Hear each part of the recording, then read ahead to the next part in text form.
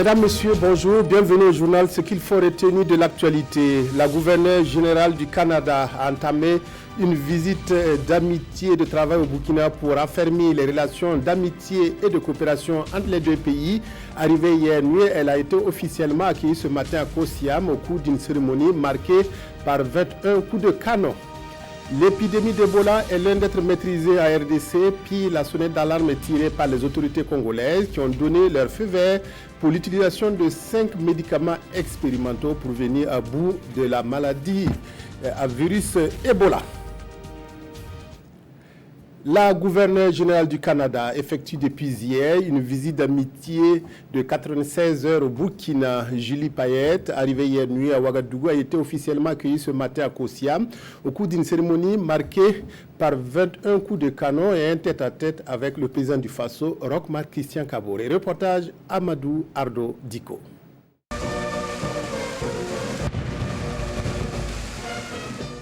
21 coups de canon pour saluer la visite d'État de Julie Payette, gouverneure générale du Canada au Burkina Faso.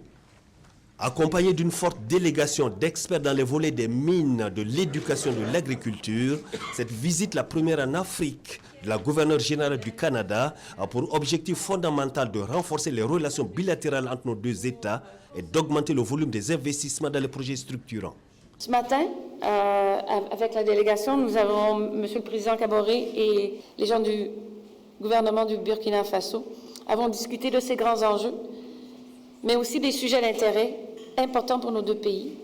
Et vous les connaissez, le développement économique, social, au service des populations, la lutte à la pauvreté, l'accès à l'éducation, une priorité dans votre pays que nous partageons complètement, le renforcement des valeurs démocratiques et de l'importance de la place et de la santé des femmes, entre autres. Le Burkina Faso est un pays unique et d'une grande richesse. En fait, j'ai eu la chance de le contempler du haut d'une plateforme un peu unique, puisque dans ma vie précédente, avant d'être gouverneur général, j'étais astronaute et j'ai eu la chance de voyager à 2 reprises dans l'espace. Pour le président du Faso, l'implication du Canada dans le volet sécuritaire, financement du G5 et formation des forces de défense et de sécurité est un axe de coopération envisagé.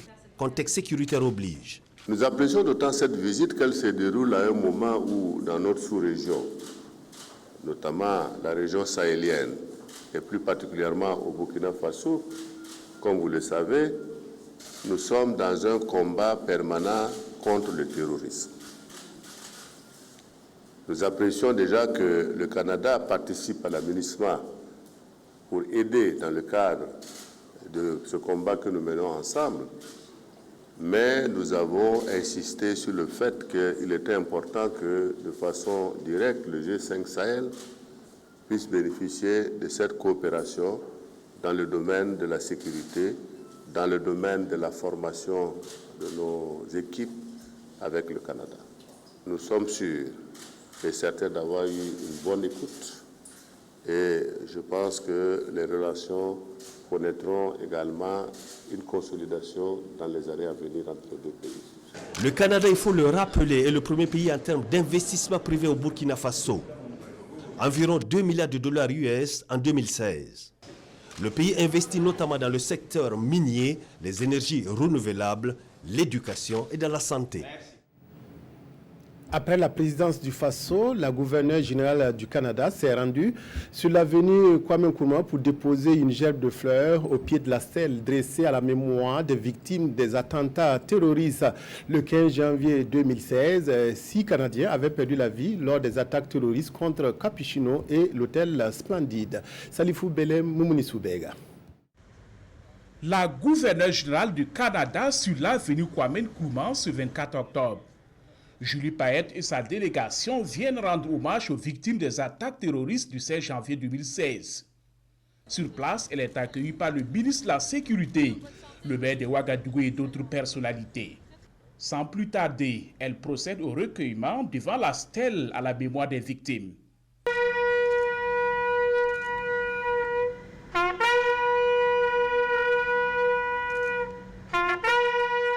Il n'y aura pas de déclaration après le dépôt de la couronne. Le dernier acte de Julie Payette est la pause avec les autorités présentes. En rappel, l'attaque terroriste du 16 janvier 2016 avait fait une trentaine de morts, dont 6 Canadiens. D'autres activités sont à l'agenda de la visite de la gouverneure générale du Canada. Rendez-vous ce soir au cours de notre édition de 20h. Fin hier de la conférence de haut niveau sur l'élimination des mutilations génitales féminines en Afrique d'ici à 2030. Un appel dit de Ouagadougou a été adopté à l'issue de la rencontre qui souligne la nécessité de galvaniser de toute urgence l'action politique et communautaire, de renforcer et d'appliquer les cadres législatifs, de mobiliser et d'investir des ressources pour accélérer l'élimination des MGF. Roger Kam, Nathalie Savadgo. L'appel de Ouagadougou, une déclaration pour marquer un nouvel engagement.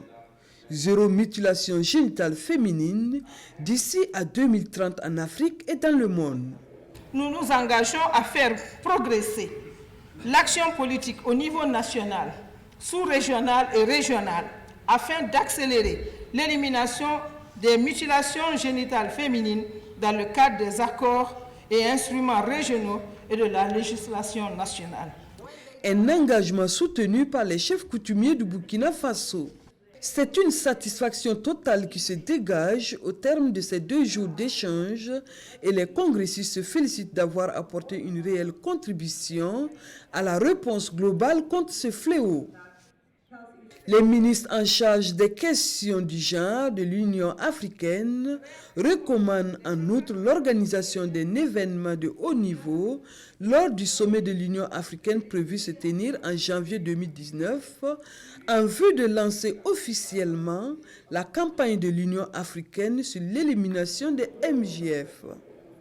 Ils ont par ailleurs remis l'appel de Ouagadougou au président du Faso, son Excellence Roch-Marc Christian Kaboré, défenseur attitré de l'élimination des MJF au sein de l'Union africaine.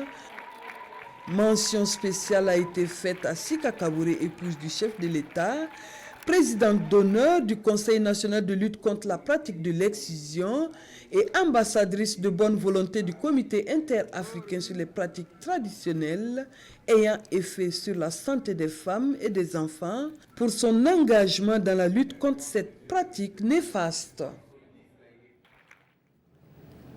La prise en charge sanitaire des populations se trouve renforcée dans le Boulkemde avec la réception d'une ambulance, dont du Lale-Naba Tigré. Ce coup de pouce entre dans le cadre de l'initiative du Lale-Naba de doter chacune des 45 provinces d'une ambulance. Après Fadangourouma, c'est au tour de Koudougou de bénéficier d'un élargissement de ses capacités d'intervention avec ce don. Reportage Issa Kawedrago, Abdul Rasmanezongo. Doter chacune des 45 provinces du Burkina Faso d'une ambulance, c'est un marathon sanitaire très ambitieux, un pari très audacieux et noble à la fois, affiché par le Lale-Naba Tigré. Après Fada le week-end dernier, le pari est tenu hier pour le CHR, le centre hospitalier régional de Koudougou en particulier, et les populations de la province du Boulkemde en général, d'où la remise de clés de ce grand moyen de mobilité. En janvier de cette année 2018, j'ai pris l'engagement avec des amis et partenaires de voir comment soutenir notre gouvernement, de 45 ambulances dans les 45 provinces. Et ce soir, je suis content d'avoir la solidarité des forces vives de Koudougou pour accueillir cette ambulance et souhaiter qu'il soit le moins utilisé parce que cela signifiera qu'il y a moins de malades. Réduire les distances longues et pénibles, rapprocher les patients des centres de santé et élargir les capacités d'intervention du CHR de Koudougou sont désormais autant de facilités. Le CHR de Koudougou, c'est plus de 80 000 consultations en 2017 et c'est plus de 300 évacuations sanitaires en 2017 et en 2018. Et jusqu'à ce mois-ci, nous sommes à plus de 150 évacuations sanitaires. Pourtant, au niveau du CHR de Koudougou, la logistique roulante est très vétuste. Donc, nous n'avons jusqu'à présent une seule ambulance qui est fonctionnelle et avec 2 autres ambulances qui sont dans un état passable. Le donateur a été soutenu par un fils de la région, ici à l'image, qui entend également contribuer à la dotation de toutes les autres provinces du centre-ouest d'une ambulance. Du Montbing, du nom de cette légumineuse, aux vertus médicales avérées, a été aussi offert au CMA, au centre médical avec antenne chirurgicale de la zone par les donateurs. Venons-en maintenant aussi à la 15e édition du Salon international de l'artisanat de Ouagadougou s'ouvre après-demain et connaîtra la participation des artisans des 13 régions du Burkina. Ceux de la région du Nord sont décidés à montrer les potentialités de cette partie du Burkina, des richesses artisanales qui ont besoin d'être valorisées davantage, à en croire les acteurs du secteur. Kiswen Sida, Irene Kabore, Karim Bikenga, Awayugia.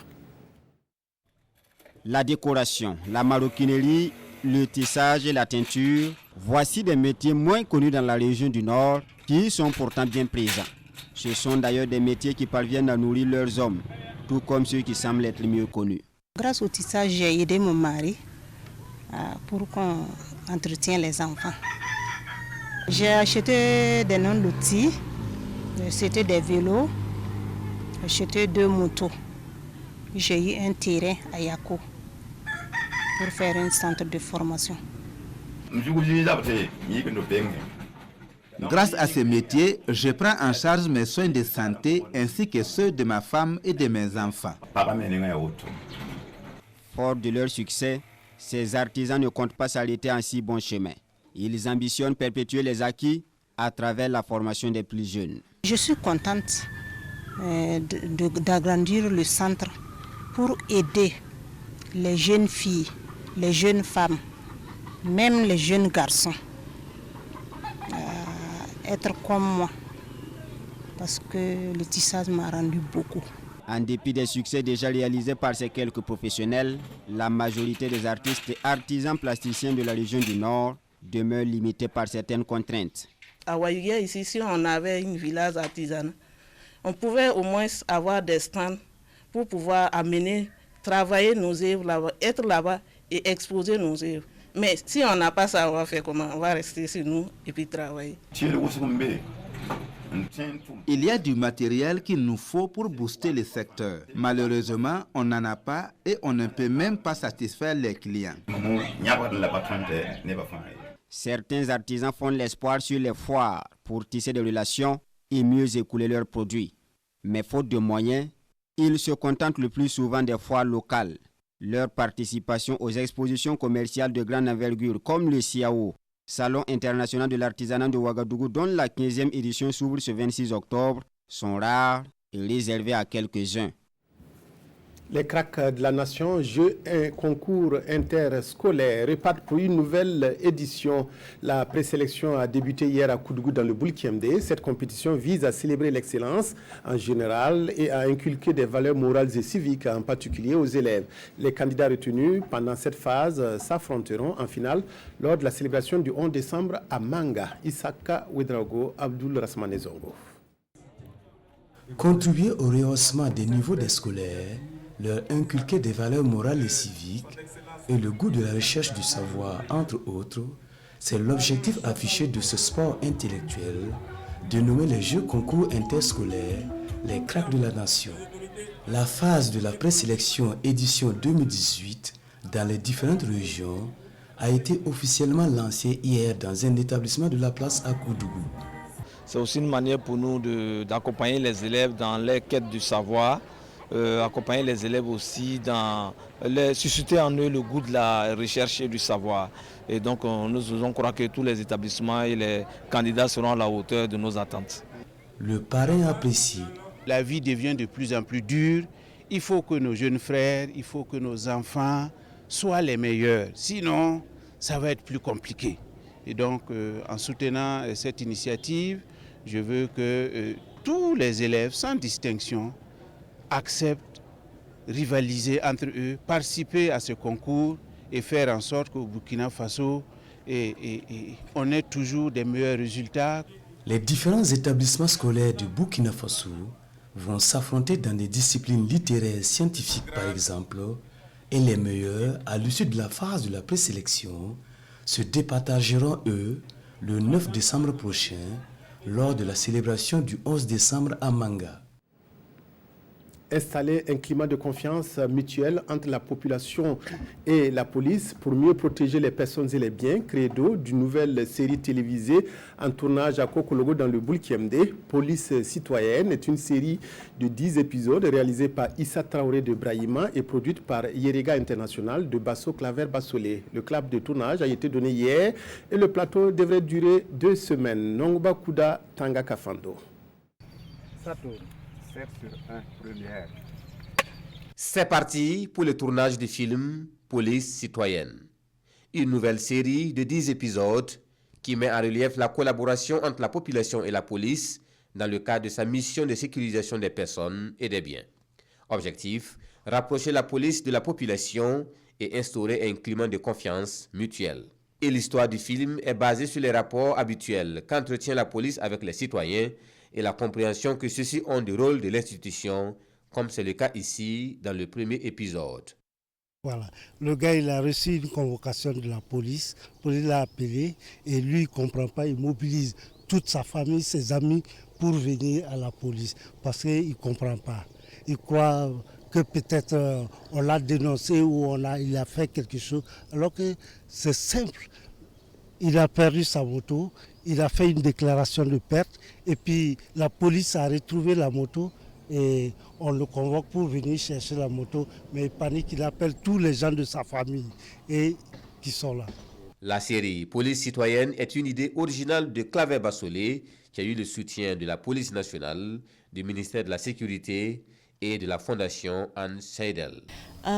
Nous travaillons avec la police nationale pour quelques années déjà et donnons soutien pour la formation continue dans le cadre de le programme de police de proximité. Et maintenant, cette idée aussi de sensibiliser, de former aussi la population avec ce projet, c'est une bonne continuation de cette idée. Le tournage va durer 2 semaines et la série sera sur le petit écran dans 2 mois. La deuxième épidémie d'Ebola qui frappe la République démocratique du Congo depuis le mois d'août a fait 153 morts. La maladie à virus Ebola a commencé au nord Kivu, à l'est du pays, et son foyer est loin d'être maîtrisé, surtout que la région est secouée par des violences de toutes sortes. La Commission européenne alloue 7 200 000 € d'aide supplémentaire à la lutte contre le virus Ebola en République démocratique du Congo. Cette 10e épidémie de fièvre hémorragique s'est déclarée en août dernier au Nord Kivu, à l'est de la RDC. Au moins 153 personnes ont été tuées. Cette jeune femme a vu sa mère mourir d'Ebola sans savoir qu'il s'agissait du virus. Le virus Ebola se transmet en contact avec le sang ou les fluides biologiques corporels. Pour la première fois, le gouvernement congolais autorise depuis juin l'utilisation de 5 médicaments expérimentaux pour lutter contre l'épidémie. Les autorités sanitaires congolaises expliquent que l'épicentre de l'épidémie est désormais à Beni, la grande ville du Nord Kivu. La région est en proie à l'insécurité en raison de la présence de nombreux groupes armés. Restons à RDC où la volte-face de l'UDPS sur la machine à voter et la tentative d'assassinat sur l'opposant guinéen Cellou Dalein Diallo constituent l'essentiel de la revue de presse d'Aimé Solange Guigma. Qui en veut à Cellou Dalein cogite aujourd'hui au Faso, qui explique que l'opposant numéro 1 de la Guinée, Cellou Dalein Diallo, a soutenu hier qu'alors qu'il se rendait à un meeting interdit par le pouvoir, lui et son cortège ont été arrêtés par les gaz lacrymogènes. Et c'est dans l'opacité qu'une balle a traversé la vitre avant de son véhicule. Faux, réplique le gouvernement qui table plutôt sur un caillou qui aurait été lancé. Un fait grave, 2 versions, laquelle croire s'interroge l'observateur Palga.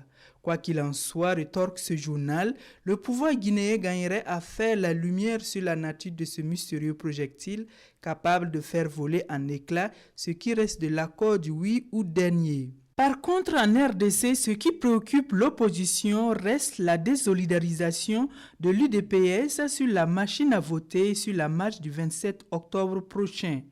Premier signe de division dans l'opposition d'après Sidoya.